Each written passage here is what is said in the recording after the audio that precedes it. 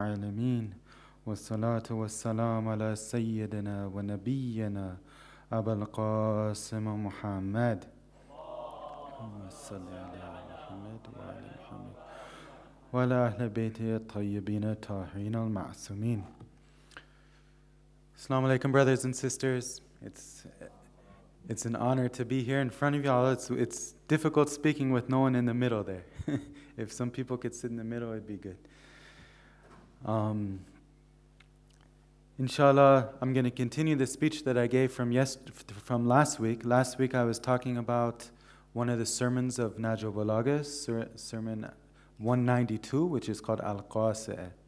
And I'm going to be continuing this throughout, a number of Fridays, inshallah. Of course, next Friday and the Friday after that, there's special occasions, so I'll be taking a break. But inshallah, from the Friday after that, we'll start up again. That's one thing. Another announcement, after the speech, we're going to have a question and answer session for about 15 minutes or so. And if there's more questions, we'll do it for longer. And so think of your questions. Your questions could be about the speech itself or any other question that you have. And if I have the answer, I'll give it to you, inshallah. Salawat ala Muhammad wa ali Muhammad. Muhammad wa ali Muhammad.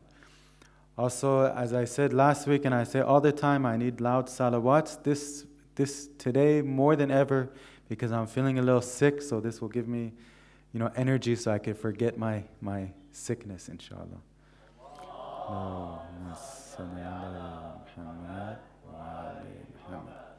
Now, last speech we talked a little bit about the first sentence of the sermon, and we mentioned a couple of the attributes of Allah, Izzah and Kibriya. Now we're going to go on to one of the next statements. And it says in Arabic, ثُمَّ اخْتَبَرَ الْمَلَائِكَ الْمُقَرَّبِينَ لِيُمَيِّزَ الْمُتَوَضِّئِينَ مِنْهُمْ مِنَ الْمُتَكَبِّرِينَ المستكبرين. Sorry, thank you. He says this, the Imam Ali alayhi salam. Then he put his angels on trial concerning these attributes, in order to distinguish those who are modest from those who are arrogant. So he's saying that he's put the angels to a test. Now, one of the things that this test here, I want to concentrate on the test for a little bit. If we look in all of the religions, if we look in Islam, Christianity, Judaism, Hinduism, Buddhism, every religion you could think of, this world that we're in right now is considered a test. It's not considered the goal. There's something else that's coming from here. In Islam, it depends what we do here. We're tested in this world. If we do good, inshallah, we'll go to heaven. If we do bad, a'udhu billah, we'll go to hell. So there's a test here. Christianity, the same thing. There's a test. In Christianity, it's more about your belief than your actions. In Judaism, there's a test. Even in religions that believe in reincarnation, they state that if you do good in this life, in the next life, you'll be born into a rich family. You'll have a better, life. If you do bad in this life, in the next world, you'll be some animal, or you'll be born into poverty or something. So every single religion that you look at, they consider this world as a test. And this world being a divine examination is one of an item which we call divine sunnahs. There's these divine sunnahs that rule the universe. Now, I don't know if you've heard that term before, but it's used in the Quran. There's many different divine sunnahs that we have. So this is something that's important. Now, what are divine sunnahs? Divine sunnahs are laws which are unchangeable. Laws which apply to everybody, every human being on earth. Laws which apply in all times, from the beginning of the creation to the day of judgment. These are divine sunnahs. Ayatollah Mukarram Shirazi, he defined a divine sunnahs. He said that a divine sunnah is a established or fundamental law, which is either a natural law or a legislated law. And it cannot change. It's firm. It's established. It will not change. Now, it's important to learn these divine sunnahs, these laws. so we could get a bearing of where we are. We could figure out, how the universe works. And when we recognize it, then we could try to move forward. We could use this knowledge of these divine sunnahs that we have to try to figure out how we could move forward and move closer to Allah, inshallah. Salawat ala Muhammad wa ali Muhammad.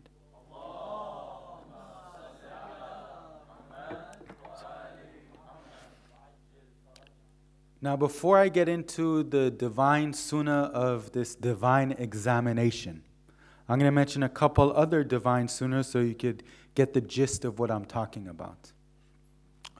One of the divine sunnahs I'm going to mention is the relationship between internal and external changes. That first we have to change ourselves before we see a change on the outside. And there's a verse of Quran which states, "Inna la yughayyiru ma biqawmin hatta yughayyiru ma bi anfusihim." It states, indeed, Allah does not change a people's lot, a people's conditions, until they change what is in their souls. Now, what's this telling us? This is telling us that our destiny is in our own hands.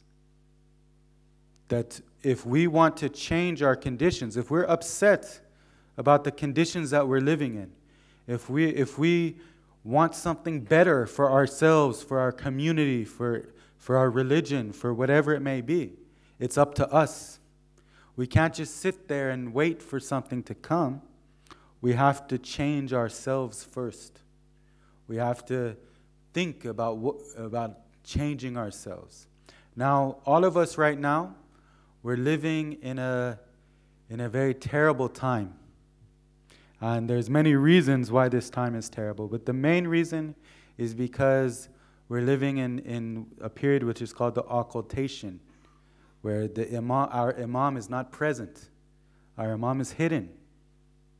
This is something we should all be muntadhirin. We should all be awaiting, longing for his advent, for his return. And it's funny because they say all that he needs to come back is 313 people to be self-purified. 313 people to be, where they should be. But that's not the case. If we want him to come back, we have to work on ourselves. If we want the Imam to come back, we have to change what's inside our souls.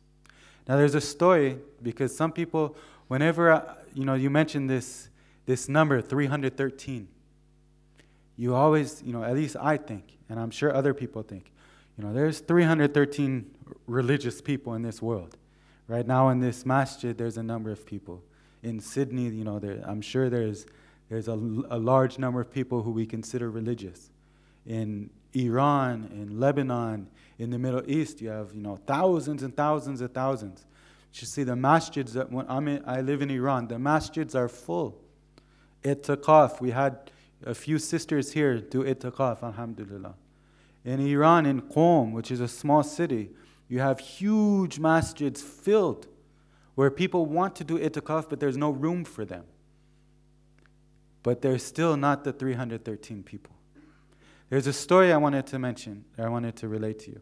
There's two versions of it. One of it happens in Hilla, which is in Iraq, and one in Isfahan.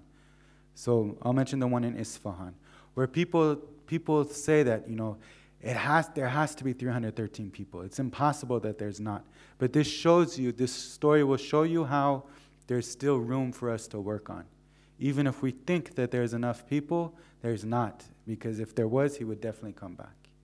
Now, there was a famous speaker in Isfahan, who he would go on the minbar, he'd give speeches, he was a scholar. And he would always speak about Imam Zaman. This was his topic of choice, always. At one time in one of his speeches, he said, I'm in this masjid, whatever masjid it was. In this masjid, there's 1,000 people. Out of these 1,000 people, there's definitely 313 of you are mu'mineen, are where you should be. So I don't understand how it could be that Imam Zaman needs 313 people and he hasn't, and until then he hasn't come back. I don't get that. Because there has to be this amount of people. Does this ever come across your mind? Because sometimes I think about this. I'm sure you guys think about this from time to time as well. So the story goes like this. It says that he went home, and it was at night, Imam Zaman came to his house. He knocked on the door, and he said, so you think there's 313 people here, right? Look at all those people in the mosque. Go and invite the most religious people you can find. The most religious. Invite them to come to the house tomorrow. And I'll be in there. Some Iranian houses, they have a way to go up to the second story from the courtyard. So imagine there's like a room on the second story. On the courtyard, there's stairs that lead up to this room. He says, I'll be in this room when they come. So the next day, he invited a large, 1,000 people, let's say, or however many people. A large amount of people. They came to the courtyard. And he said, Imam Zaman is upstairs. Right? So Imam Zaman says, send the first person up. The first person goes up the stairs, opens the door, closes the door. You hear a loud scream. And then you see blood flowing down the stairs. Right? So people in the courtyard are like, okay, what's going on? Then Imam Zaman says, send the second one up. Second person comes up the stairs. Again, a loud scream. Blood starts falling down the stairs. Now people are starting to leave. By the time Imam Zaman tells the third person to come up, the same thing happens. Everyone else left. Everyone said, I'm not going to go up those stairs and get killed. Then the owner of the house, the speaker, he went up the stairs, and he saw that the three people were sitting in the corner of the room, and there were 3 dead sheep next to the door. So he would tell the people, scream, and he would slaughter the sheep, and the blood would go down the stairs. And he says, you see, there's not even 4 people who are willing to walk upstairs, let alone 313 people who will give their lives for me. Now, I can't, if this story is 100% true or not, I can't, vouch for it 100%, but it's a famous story that I've heard. So, back to the divine exam, or the internal and external change, which is one of the divine sunnahs. This is something that we have to be serious. If we want to change the situation we're in, we have to change ourselves. We have to work on ourselves. We have to do whatever we can to make ourselves better Muslims, better Shia. We have to do this. It's very important. If we call ourselves muntadirin, if we are seriously awaiting and longing for his return, this is a daily struggle that we should have, trying to change ourselves. Salawat ala Muhammad wa ala Muhammad.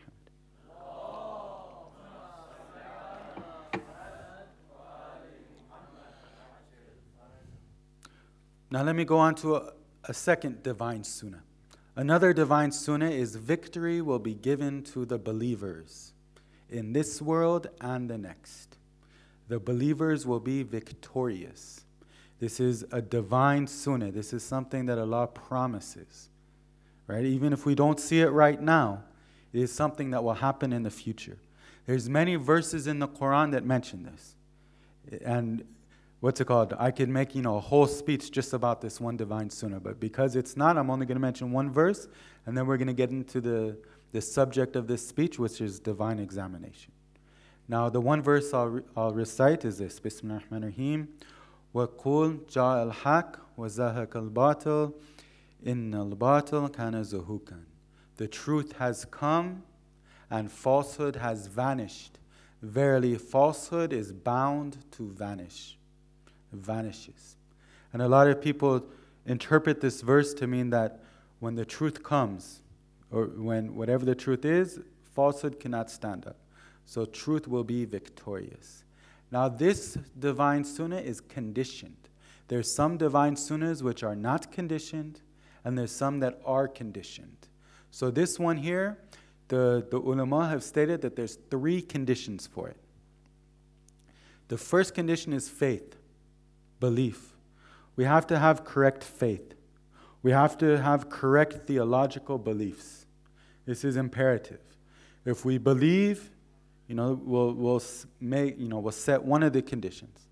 But if we don't have correct faith, we're not going to be victorious.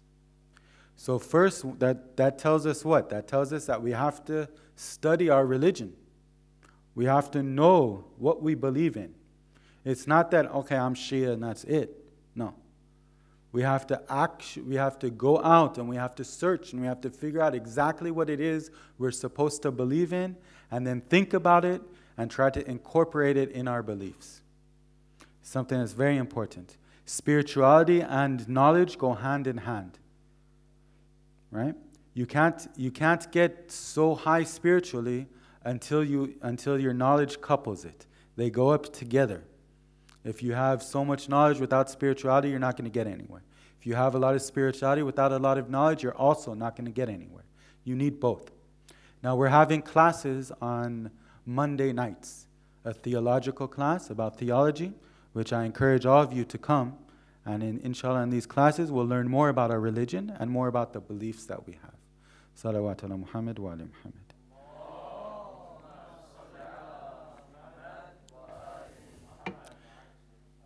The second condition for this victory, this divine victory, is that we have to help Allah. Now, what does it mean, help Allah? Allah does not need anything. Allah is not needy. When we help someone, it's usually because they need something from us and we're able to provide that, so we're helping them. If they need money, we're able to give them money. If they need a ride somewhere, we're able to give them a ride. If they need our help in studying something, we could help them studying something. They have some deficiency which we're able to make up for. We're able to help them with. But when we think about it with Allah, Allah does not need anything. Allah does not have any deficiency. He's absolute perfection. So how can we help absolute perfection when we're weak and we have nothing to give to Allah? What could we do? So the ulama explained this, and they said when it says help Allah, it means three things. It means one, helping His religion. So for instance, attending the majalis. For instance, spreading Islam, teaching people about Islam, helping in the mosque, doing things like this, helping His religion. Second is helping His servants. So the believers who are in need, we help them. If there's a believer who needs money and we have it, we give it to him. If there's a believer who needs our help, in teaching, our help in whatever it may be, if we have the ability to do this, we do this. And this is helping Allah. The third one is helping the oppressed, whoever they are and wherever they are, if they're Muslim or not. If there are people who are oppressed in this world, we help them. We stand up for them. We support them. And this is helping Allah. Because Allah is one who helps the oppressed, and we try to take that on as well. Now I remember a few years back, there was a brother who came to Qom from Colombia, which is in South America. And he was telling me that one of the things that this brother did is he helped spread Islam to oppressed people. And it had huge effects. He would, tell me stories about, what he did. And basically what he did, Colombia is a country, the economy is not very strong. So there's many villages inside Colombia who are, living terrible. And he said that he would go to these villages where the parents of these villages would walk for miles or kilometers to sell sticks of gum to make money to bring back to feed their family. Right? And this was how they made money. So of course they didn't make much money. And he said, like in a family of 5 or 6 people, 2 people would have dinner, the rest wouldn't. And then the next day, 2 of the other people would have. The next day, very poor. So what would this brother do? He said, what I would do is I'd collect a few $100s, not even $1,000, a few $100s. And I would go into the village. I would set up a school. And in the school, I would teach the kids regular studies, secular studies. And I would provide lunch for them. So their parents, would love to send them and would see that, this person's taking care of us. He's giving us food. It's something that's very important for them. And then after a couple weeks, I would let them know that I'm Muslim. and I would teach them about the religion. And he'd say within a month, this entire village would become Muslim. So we get happy when when one person converts to Islam. This person converts villages to Islam. And then they would all convert to Islam. He would send one of his friends to take care of the school, and then he'd move on to the next village. And this is what he did. This is his life, going village to village, converting them to Islam. So when we stand up for the oppressed, when we do something to help the oppressed, we're actually spreading Islam, because eventually they'll figure out that we're Muslim, and they'll realize that it was Muslims who stood up for us. And that's something that's really big. Salawat ala Muhammad wa ali Muhammad.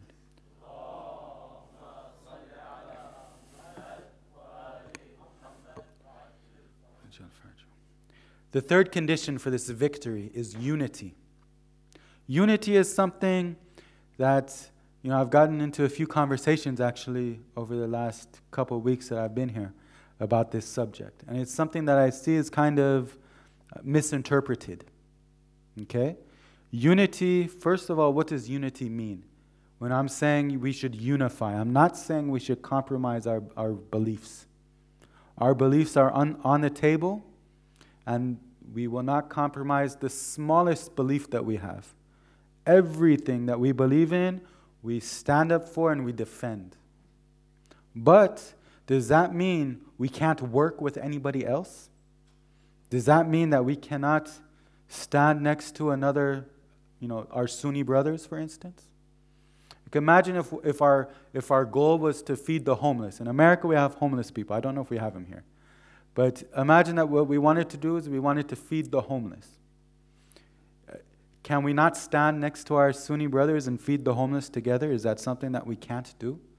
If we do it, we'd be more successful in doing it. And there's other examples you could give which would be even more stronger. But unity is not compromise, but it's working together for a common goal. And we could do this. We could do this with Sunnis. We could do this with Christians. In this community, you've worked with Christians before. So unity is something that's tangible, but it doesn't mean compromise. And this unity is also the third condition to victory. If the believers are not unified, we're not going to be victorious. So there's three conditions. One was faith, one was helping Allah, and one was unity. Now these were examples of divine sunnahs. I want to come back to the subject of this speech, which is the divine sunnah of examination, that we're always in a constant test. We're always being tested by Allah. Now, what does it mean we're being tested by Allah? What does that mean?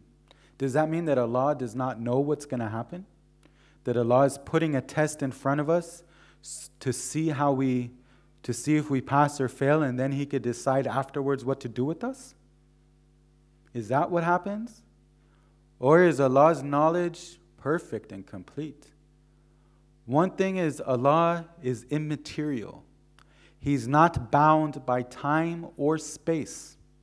So that means His knowledge of the past, His knowledge of the present, and His knowledge of the future all happens at the same time, which is difficult for us who are material beings to grasp. But there's no future and there's no past for Allah. Right now, it's 1,000 years ago, it's the present, and it's 1,000 years from now, at this moment for Allah. There's no time. There's no time constraints. So that being said, He knows if we're going to pass the test or not. He knows if whatever difficulty is put in our way, He knows our reaction to it, because it's already happened in His eyes. Does that mean we're forced? Does that mean we don't have choice? Because Allah knows what's going to happen, does that mean we don't have any choice in the matter? We're forced to pass or fail? No. Allah has given us free will. So we have this free will.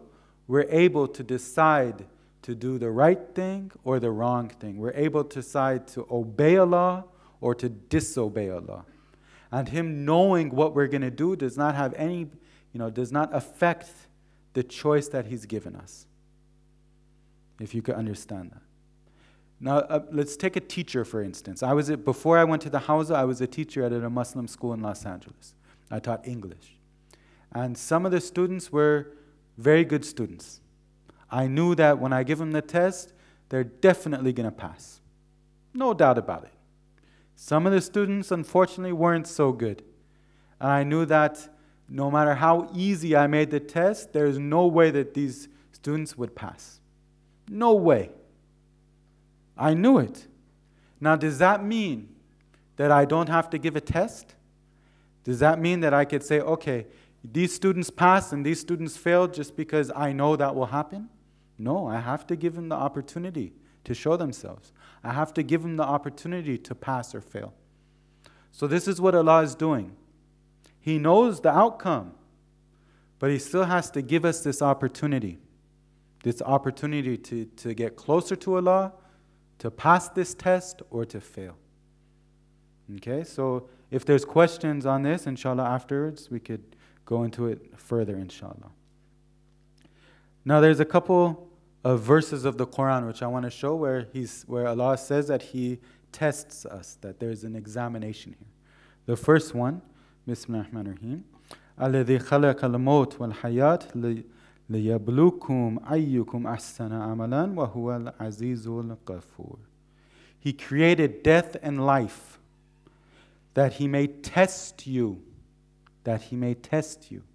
to see which one of you is best in conduct. And He is the Almighty, the All-Forgiving. Azizul Ghafur. When I was in Qom, I took a tafsir class. And the teacher, he was a very good teacher. This teacher said always, whenever you come across a verse of Quran where it has these two attributes at the end, any two attributes, always try to think of what relationship these two attributes have with the verse. Very important. Always, whenever you come across those verses and they end in two attributes, Ar-Rahman Ar-Rahim, Al-Yul Azim, they're all over the Quran. Think about what relationship those attributes have to the actual verse itself. So in this verse, He's saying Allah created death and life that He may test you, so He could see which of you is best in conduct. Then it's saying He's the Almighty and the All-Forgiving. So what does that mean? The All-Forgiving is clear. It means, okay, if we're being tested, if we try but fail, Allah is the forgiving. He'll forgive us. So if we put forth sincere effort and try our best, and sometimes we'll make mistakes, in this case, Allah will forgive us. But the Almighty, what does that have to do? Maybe what He's saying there, maybe, is that if someone does not care at all, dismisses the fact that he's being tested, I don't care. I'm going to do whatever I want. I'm going to react however I want. I don't care what Allah thinks. In this case, Allah is the Almighty. In this case, you have to watch out. Allah is showing His power here. It's a possibility. But this is something that we should do. We're always asked in the Quran itself to ponder over the verses of Quran, to think about the verses of Quran. And this is one way we could do it. When the two attributes come, we should think about how they relate to the verse itself. But we should always know our place, because our thoughts and imaginations about what the verses mean, we cannot take that as being true Islamic knowledge. We have to get our Islamic knowledge from the scholars, but we also have to think. So we could think, we could ponder, but when we're saying, what Islam actually says, we have to go to the scholars. Salawatu ala Muhammad wa ali Muhammad.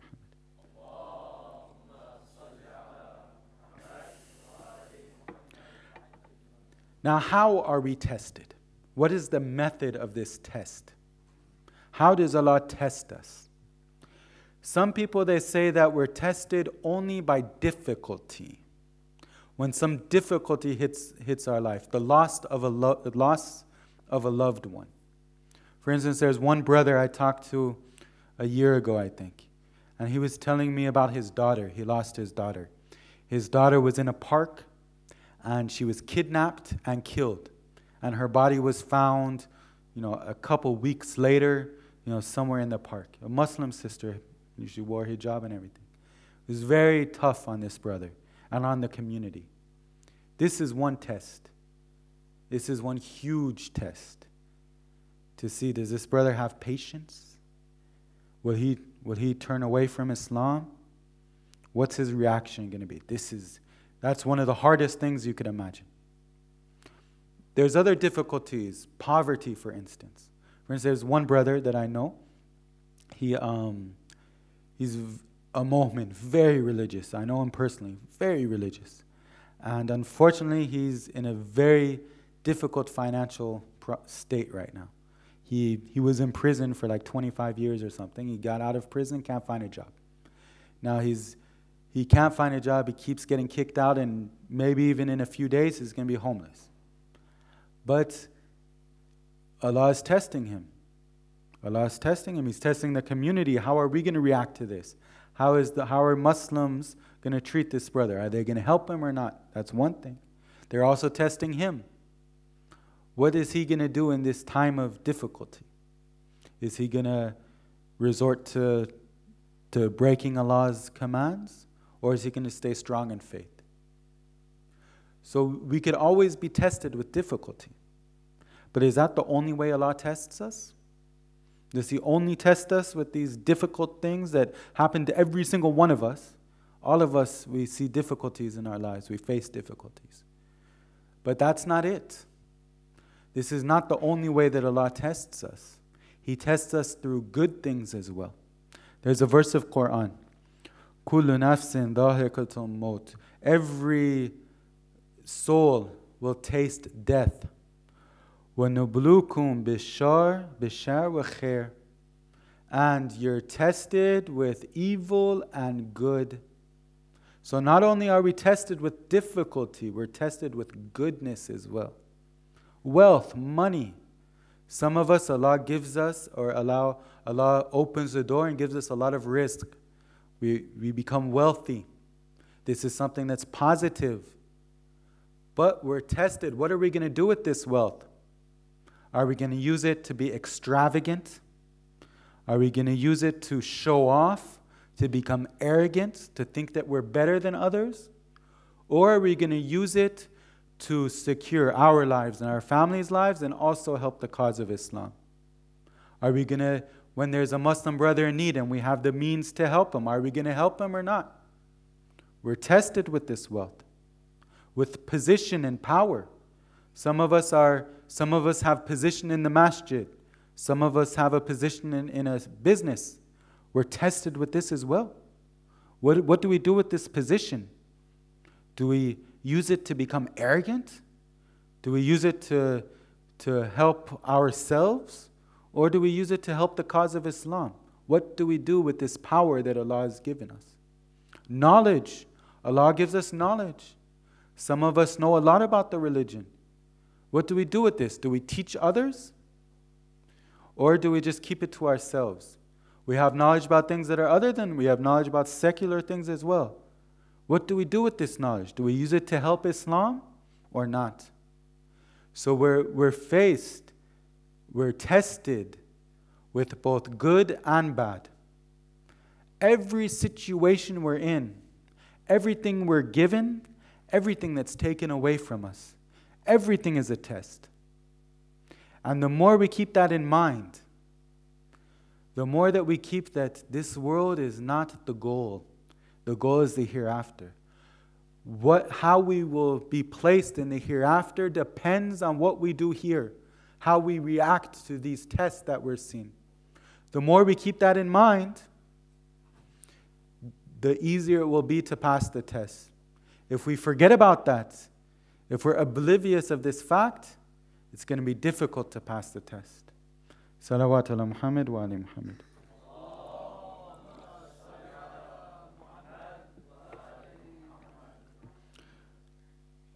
Now, in the last part of this speech, I wanted to mention a subject that's a little bit off this topic of divine examination, but it has to do with the phrase itself.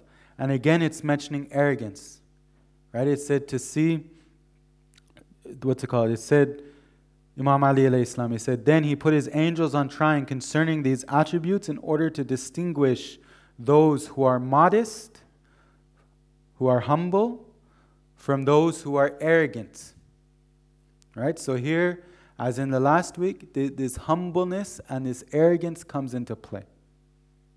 Now, we're taught that arrogance is a negative quality and humility is a positive quality. But is this always the case? Is it always positive to be humble? Is it always negative to be arrogant? This is something we have to think about. Humility, being humble, is only positive when we're humble in front of Allah. Allah is the one we should be humble in front of. We should not show humility to anyone other than Allah. This is something that should be clear. If we humble ourselves in front of the creation, this is not considered positive. It's only considered positive when we humble ourselves in front of the Creator. Now there's this, when I was going over these notes, I remembered a story. That same brother who was in prison for 25 years and is now in serious need right now. I remember a story of him. In the prison he was in, there were Sunnis and Shias. And the Sunnis and Shias, they were not unified, so there were two different groups. Now there was one person in this prison, there was a criminal, a bad person. And he was huge, a very big person. He was about, I have to convert pounds to kilograms. He was like almost 2 meters tall and 180 kilograms, 400 pounds. Huge person. And all muscle as well. He played football, American football. Now, what's it called? This person, he was in prison for rape, which is very bad. I think he raped like 17 people or something like that. And inside the prison, he wasn't any better than he was outside the prison. So inside the prison, he would rob people, he would steal things from people, he would commit, he would do all kinds of bad things. And one time, he went to what they call the assistant Imam, the second in charge of the Sunnis. And he basically choked him out and stole his beans or whatever he had. And the Muslims, the Sunni Muslims were upset, right? But they didn't do anything about it. They humbled themselves in front of this person because they were scared of him.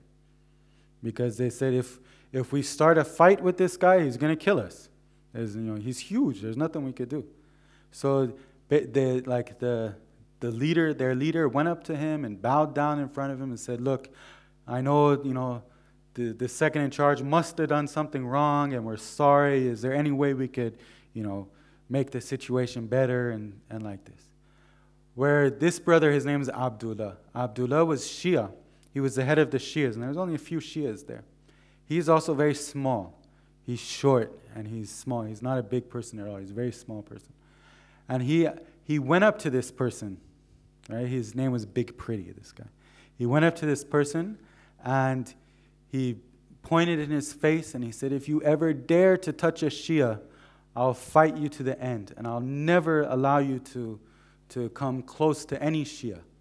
And the guy's looking down at him like, who is this little ant talking to me? Get out of here.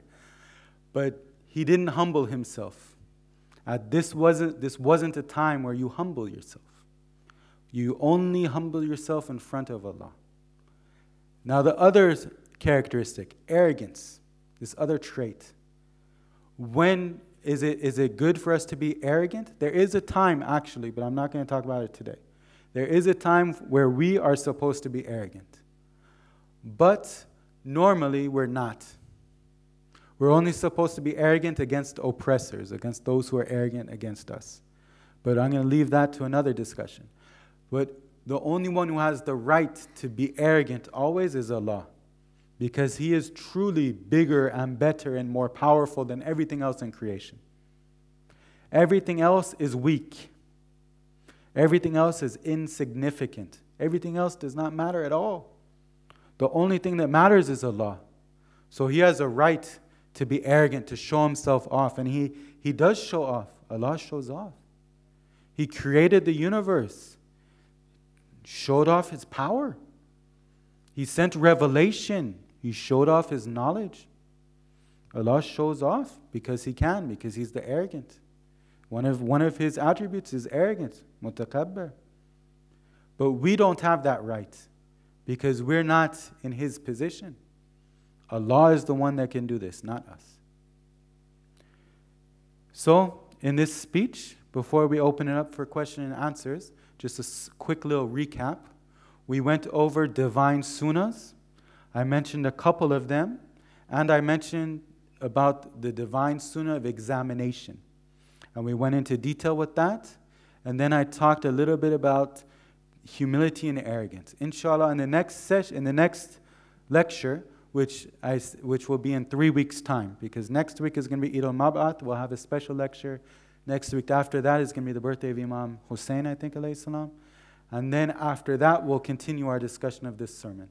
But inshallah, after that, we'll get into the next phrase. So what you guys could do is you could go pick up the Nahj al-Balaghah that's in your shelves that I don't know how much you read. And you could open it and open it up into this sermon. Inshallah, read on a little bit. So think about it. So the next time we talk about it, you'll have a little background, inshallah. Wassalamu alaikum wa rahmatullahi wa barakatuh.